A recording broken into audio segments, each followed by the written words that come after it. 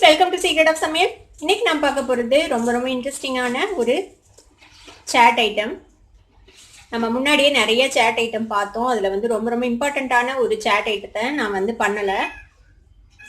North Indian chat அப்படின்னாலே நமக்கு first நினைவுக்கு வர்றது இந்த சேட் தான். இது பானிபூரி.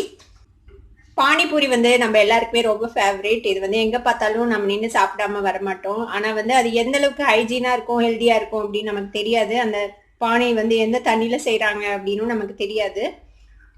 நம்ம வீட்லேயே இதை ஹெல்த்தியாக செய்யலாம். ரொம்ப ஈஸி தான். இது ரொம்ப கஷ்டம் இல்லை. நம்ம யோசிப்போம் இதெல்லாம் செய்ய முடியாது வீட்டில் அப்படின்னு சொல்லிட்டு. ஆனால் இது ரொம்ப ஈஸியாக நம்ம வீட்டில் ப்ரிப்பேர் பண்ண முடியும். சரி வாங்க, இந்த பானிபூரி எப்படி செய்யலாம் அப்படின்னு பார்க்கலாம். ஒரு பாத்திரம் எடுத்துக்கோங்க. நம்ம இப்போ பானிபூரிக்கான மாவு ரெடி பண்ணிடலாம், டவ் ரெடி பண்ணிடலாம். இதுக்கு நான் 3/4 கப் அளவுக்கு மைதா மாவு எடுத்துருக்கிறேன். எவ்வளோ மைதா மாவு எடுக்கிறோமோ அதே அளவுக்கு நம்ம ரவை போடணும். 3/4 கப்புக்கு கொஞ்சம் கம்மியாக இருக்குது இந்த ரவை. இது நல்லா சன்ன ரவை பாருங்க. நம்ம நார்மலாக உப்பாக்கு யூஸ் பண்ணுற ரவை இல்லை, இது அதை விட சன்னமான ரவை. இந்த ரவை யூஸ் பண்ணுங்க. இல்லை உங்ககிட்ட அந்த ரவை தான் இருக்குதுன்னா மிக்சியில் ஒரு அடி அடிச்சுட்டு அதுக்கப்புறமேட்டு யூஸ் பண்ணுங்க. இந்த மாதிரி கொஞ்சம் பவுடர் ஆகிடுவது. அதுக்கப்புறம் அதை ஆட் பண்ணிக்கலாம். இதையும் ஆட் பண்ணிக்கலாம். அதில் இதுக்கு தேவையான அளவுக்கு உப்பு சேர்த்திக்கோங்க. கொஞ்சமாக போட்டிங்கன்னா போதும் உப்பு. இதில் நம்ம வேற எதுவுமே போட போகிறதில்ல, வெறும் உப்பு மட்டும்தான் போட்டிருக்கோம். வேற எதுவுமே இதில் ஆட் பண்ண போகிறதில்ல. தண்ணி விட்டு இதை நம்ம பிசைஞ்சிக்க போகிறோம் ஒரு மாவா. இது தண்ணி கொஞ்சமாக விட்டு இதை ஒரு மாவை பிணைஞ்சிக்கோங்க, சப்பாத்தி மாவு மாதிரி. ரொம்ப சாஃப்டான டவ்வாக இது பிணையக்கூடாது. கொஞ்சம் கெட்டியான ஒரு டவ்வா பிணைஞ்சு எடுத்துக்கோங்க. மாவை நல்லா கொஞ்ச நேரம் நல்லா நீட் பண்ணுங்க. இப்படி இதுல ரவை இருக்குது. ரவை நீங்க தண்ணியெல்லாம் அப்சர்வ் பண்ணிடும். இப்ப பார்க்க கொஞ்சமா லூஸான டவ் மாதிரி இருக்கு. கொஞ்ச நேரம் விட்டீங்கன்னா அது ஃபுல்லா அப்சர்வ் பண்ணிடும்ல. இப்போ இந்த மாதிரி மாவு நம்ம பிணைஞ்சு வச்சிட்டோம். ஒரு 5 நிமிஷம் நான் கண்டினியூஸா பிணைஞ்சிருக்கேன். இந்த மாவு இந்த மாதிரி நல்லா பிணைஞ்சு வச்சிருக்கேன். ஒரு 10 மினிட்ஸ் இது இப்படியே இருக்கட்டும், மூடி வச்சிடலாம். ஒரு 10 நிமிஷம் இது இப்படியே ஊறட்டும். பானிபூரிக்கான அந்த தண்ணி ரெடி பண்ணிடலாம். இதுக்கு ஒரு கைப்பிடி அளவுக்கு கொத்தமல்லி தலை எடுத்திருக்கேன். இந்த கொத்தமல்லி தலை இதில் போட்டலாம் மிக்சி ஜாரில். அதே அளவுக்கு ஈக்குவல் குவான்டிட்டிக்கு புதினாவும் எடுத்திருக்கிறேன். புதினாவையும் அதோட சேர்த்து ஆட் பண்ணிடலாம். இது கூட 2 பச்சை மிளகாய் வச்சுருக்கேன். இந்த பச்சை மிளகாவும் அதோட சேர்த்திடுங்க. இப்போ இதில் தேவையான தண்ணி விட்டு இதை அரைச்சி எடுத்துக்கலாம். நம்ம கொத்தமல்லி, புதினா, பச்சை மிளகாய் 3ஐயும் நல்லா அரைச்சிட்டேன். இப்போ இதை ஒரு பவுலில் ஊற்றிடலாம். இந்த பானிக்கே நம்ம நிறைய தண்ணி விடணும். நம்ம இந்த மிக்சிலேயே கொஞ்சமாக தண்ணி விட்டு இந்த தண்ணி இதில் ஆட் பண்ணிடலாம். இது புளி தண்ணி. ஒரு நெல்லிக்காயில் கொஞ்சம் சின்ன சைஸ் நெல்லிக்காய் அளவுக்கு புளியை தண்ணி விட்டு கரைச்சி வச்சுருக்கிறேன். இந்த தண்ணி இதில் விட்டுடலாம்.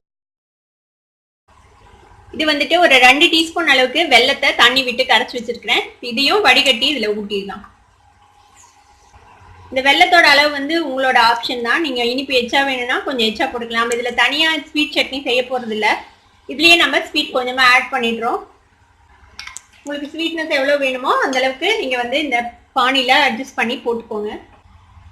இதில் எல்லாமே உங்களோட ஆப்ஷன் தான். காரம் எல்லாமே உங்களுக்கு தகுந்த அளவுக்கு போட்டுக்கலாம். காரமாக வேணும்னா பச்சை மிளகாய் ஜாஸ்தியாக போட்டு அரைச்சிக்கோங்க. சில்லி பவுடர் ஆட் பண்ணுவோம், அது கொஞ்சம் சேர்த்தி போட்டுக்கலாம் நீங்கள். இப்போ இதில் கொஞ்சமாக ஒரு 1/4 டீஸ்பூன் அளவுக்கு மல்லித்தூள் ஆட் பண்ணிக்கலாம். சில்லி பவுடர் நான் ஒரு 1/4 டீஸ்பூன் ஆட் பண்ணுறேன். உங்களுக்கு எவ்வளோ தேவையோ அவ்வளோ ஆட் பண்ணிக்கலாம், உங்கள் காரத்துக்கு தகுந்த அளவு. அதே அளவுக்கு கரம் மசாலா பொடி சேர்த்திக்கோங்க. 1/4 டீஸ்பூன் கரம் மசாலா பொடி. சீரகத்தூளும் அதே அளவுக்கு சேர்த்திக்கலாம். இது பிளாக் சால்ட்டு. இது உங்களுக்கு டிபார்ட்மெண்டல் ஸ்டோரில் கிடைக்கும். இது இருந்தால் இதை ஆட் பண்ணுங்க. இது இல்லைன்னா இதுக்கு பதிலாக நீங்கள் சாட் மசாலா பவுடர் ஆட் பண்ணிக்கலாம். இது ஒரு லேசான ஒரு புளிப்பு கலந்த ஒரு உப்பு மாதிரி ஒரு டேஸ்ட் இருக்கும். இது இல்லைன்னா நீங்கள் சாட் மசாலா பவுடர் ஒரு 1/2 டீஸ்பூன் அளவுக்கு சேர்த்திக்கோங்க. இப்போ நான் பிளாக் சால்ட் சேர்த்துறேன். கொஞ்சம் ஒரு 1/4 டீஸ்பூன் அளவுக்கு பிளாக் சால்ட். இதுக்கு தேவையான அளவுக்கு உப்பு சேர்த்திக்கலாம். இதில் கொஞ்சமாக சாட் மசாலா பவுடரும் சேர்த்திக்கலாம். ஒரு 1/4 டீஸ்பூன் அளவுக்கு சாட் மசாலா பவுடர். இது எல்லாத்தையும் மிக்ஸ் பண்ணிவிடுங்க. இன்னும் தண்ணி விடணும் பாருங்க, திக்காக இருக்குது. இது உங்களுக்கு தேவையான திக்னஸ்க்கு தண்ணி விட்டுக்கலாம். இந்த பானிக்கு தண்ணி ஆட் பண்ணிக்கலாம் தேவையான அளவுக்கு. உங்ககிட்ட பூந்தி இருந்ததுன்னா இது மேலே லேசா பூந்தி போடலாம், அழகா இருக்கும் பார்க்கறதுக்கு. பூந்தி மிதந்துட்டு இருக்கும். பானி டேஸ்ட் பண்ணி பாருங்க, எல்லாம் சரியா இருக்குதானே. இப்போ நம்மளோட பானி வந்து ரெடி ஆயிடுச்சு. இப்போ இது இருக்கட்டும் தனியா. உங்களுக்கு சில்லுன்னு வேணும்னா நீங்க வந்து ஃப்ரிட்ஜில் வச்சுக்கலாம் இந்த பானியை கொஞ்ச நேரத்துக்கு. இப்போ பானிபூரி உள்ள வைக்கக்கூடிய ஸ்டஃபிங் நம்ம ரெடி பண்ணிடலாம். இதுக்கு வந்து நான் 2 உருளைக்கிழங்கு இந்த மாதிரி வேக வச்சு வச்சிருக்கேன். வேக வச்சு மேஷ் பண்ணி வச்சிருக்கேன். இந்த மாதிரி ஒரு மேஷர் வச்சு மேஷ் பண்ணி வச்சிருக்கேன். இது கூட நான் கொஞ்சம் ஒரு எக்ஸ்ட்ரா ஹெல்த் பெனிஃபிட்டுக்காக நான் வந்து பட்டாணி போட போறேன். இது வந்து வெள்ளை பட்டாணி. நீங்க பட்டாணி போடலாம், இல்லை கொண்டைக்கடலை போடலாம். இது வந்து ஆப்ஷனல் தான், உங்களுக்கு தேவைன்னா போடுங்க, இல்லைன்னா அவாய்ட் பண்ணிக்கலாம். நான் கொஞ்சமா பட்டாணி ஆட் பண்றேன் இதுல. இதையும் லைட்டா மேஷ் பண்ணி விட்டுடலாம். நல்லா குக் பண்ணிட்டேன். நல்லா ஒரு 6-7 மணி நேரம் ஊற வச்ச பட்டாணியை நல்லா ப்ரெஷர் குக் பண்ணி கிட்டத்தட்ட மேஷ் ஆகிற கன்சிஸ்டன்சிக்கு இது ப்ரெஷர் குக் பண்ணி வச்சிருக்கேன் நான்.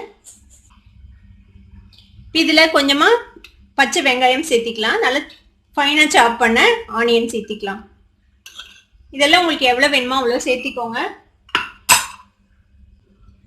இது கூடவே கொஞ்சமா துருவின கேரட் சேர்த்திக்கலாம். சாப் பண்ண கொத்தமல்லி தலையும் ஆட் பண்ணிக்கலாம். அதுல இதுக்கு தேவையான அளவுக்கு உப்பு சேர்த்திக்கோங்க. கொஞ்சமா சீரகத்தூள், கொஞ்சமா மல்லித்தூள், எல்லாம் ஒரு 2 பிஞ்ச் அளவுக்கு சேர்க்கிறேன். கொஞ்சமா கரம் மசாலா பொடி, கொஞ்சமா சில்லி பவுடர். இப்போ இது எல்லாத்தையும் ஒண்ணா சேர்த்து மிக்ஸ் பண்ணி வச்சிருங்க.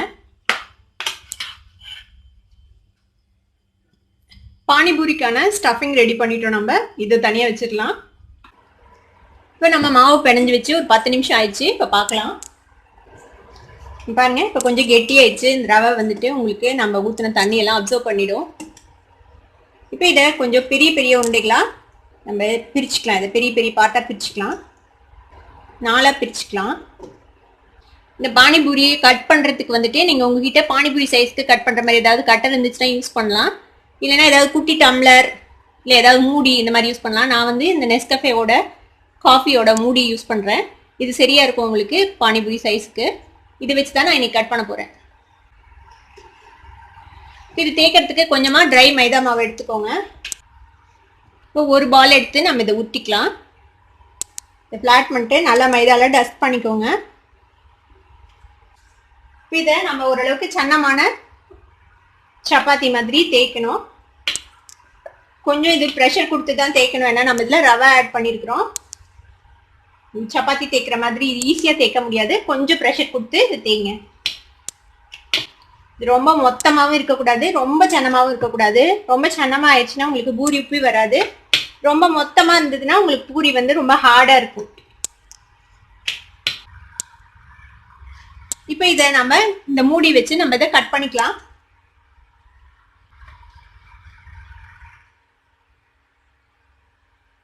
இதுல எவ்வளவு கட் பண்ண முடியுமோ அந்த அளவுக்கு நம்ம கட் பண்ணி எடுத்துக்கலாம். பாருங்க, இந்த மாதிரி நம்ம கட் பண்ணிட்டோம். இந்த எக்ஸ்ட்ரா இருக்கிற மாவை திருப்பியும் எடுத்து நீங்க வந்துட்டு இந்த மாவோடய மிக்ஸ் பண்ணி நீங்க திருப்பி பூரி செய்யலாம். அப்படி இல்லைன்னா இதையே கட் பண்ணி நீங்க சிப்ஸ் மாதிரி இதையே பொரிச்சு எடுத்துக்கலாம். இதுவும் நல்லா இருக்கும், பிஸ்கெட் மாதிரி, மைதா பிஸ்கெட் மாதிரி. நீங்க வேற ஏதாவது சாட் ஐட்டம் செய்யும் போது இதை வந்து கிரஷ் பண்ணி யூஸ் பண்ணலாம். அதுக்கு நல்லா இருக்கும் இது.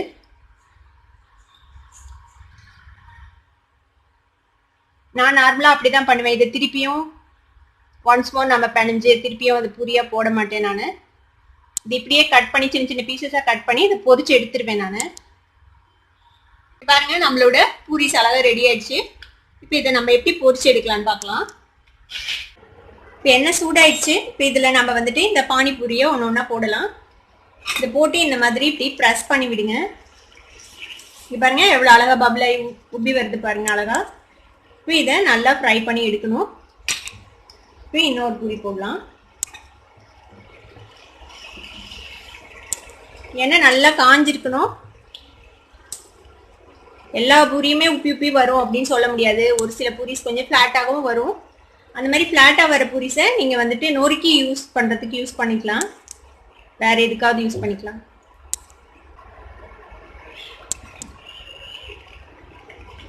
நான் குட்டி கடாய் வச்சிருக்கேன், அதனால நான் கொஞ்சம் கொஞ்சமாக போட்டு எடுக்கிறேன். நீங்கள் பெரிய கடாய் வச்சு நிறைய எண்ணெய் விட்டோம் இதை பொரிச்சு எடுக்கலாம். பாருங்க, நல்லா பொரிஞ்சிடுச்சு நம்மளோட பூரி. இப்போ எடுத்துடலாம். எடுத்து இந்த மாதிரி ஒரு டிஷ்யூ பேப்பரில் வச்சுடுங்க. இந்த மாதிரி எல்லா பூரியும் நம்ம பொரிச்சு எடுக்க போகிறோம். இன்னும் கொஞ்சம் பூரி போட்டு காட்டுறேன் உங்களுக்கு.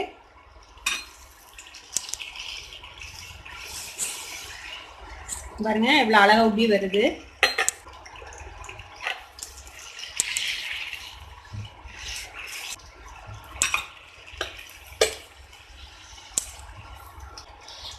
கரெக்டான திக்னஸ்ல வந்துட்டு இந்த மாவை வந்து தேய்ச்சிருந்தீங்கன்னா அழகா வரும் பூரி.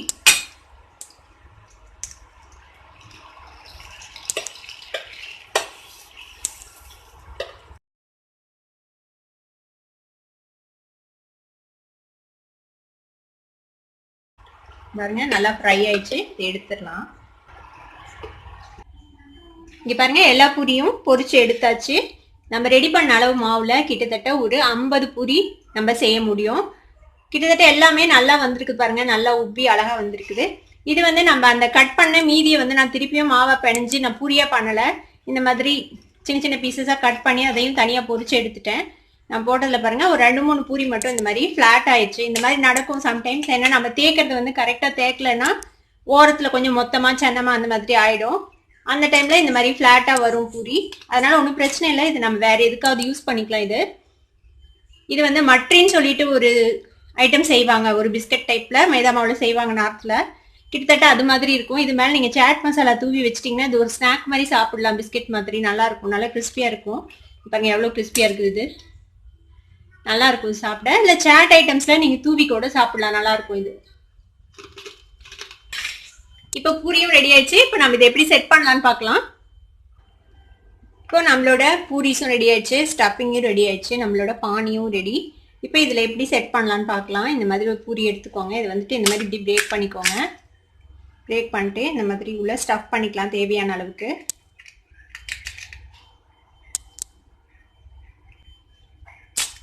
எவ்வளோ கிறிஸ்பியாக இருக்கு பாருங்க.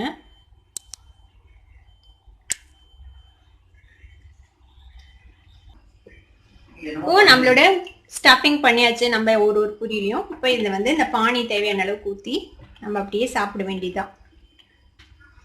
இப்போ இந்த மாதிரி ஒரு பூரி எடுத்துக்கோங்க. இதில் தேவையான அளவுக்கு பானி விட்டுக்கலாம். இந்த மாதிரி பாருங்க நம்மளோட பானிபூரி சூப்பராக ரெடி ஆயிடுச்சு. இது சாப்பிட்டு பார்த்து எப்படி இருக்குது அப்படின்னு சொல்கிறேன். சூப்பராக இருக்குது. நல்லா ஸ்பைசியாக இருக்குது. உங்களுக்கு ஸ்பைஸு இனிப்பு அதெல்லாம் உங்களுக்கு தேவையான அளவுக்கு நீங்கள் இந்த பானியில் அட்ஜஸ்ட் பண்ணிக்கோங்க. இந்த மாதிரி நீங்களும் பானிபூரி ரெடி பண்ணி சாப்பிட்டு பாருங்க. நம்மளோட பானிபூரி சூப்பராக ரெடி ஆயிடுச்சு. இதை உங்கள் வீட்டையும் ட்ரை பண்ணி பார்த்துட்டு எப்படி இருந்தது அப்படின்னு எனக்கு கமெண்ட்ஸில் ஃபீட்பேக் கொடுங்க. இந்த வீடியோ உங்களுக்கு பிடிச்சிருந்ததுன்னா சப்ஸ்கிரைப் பண்ணுங்க. பக்கத்தில் இருக்கிற பெல் ஐக்கானை கிளிக் பண்ணுங்க. அப்போ தான் என்னோட நோட்டிஃபிகேஷன்ஸ் உடனே உங்களுக்கு வந்து சேரும். லைக் பண்ணுங்க, ஷேர் பண்ணுங்க. தேங்க்யூ ஃபார் வாட்சிங் this video viewers. Bye bye.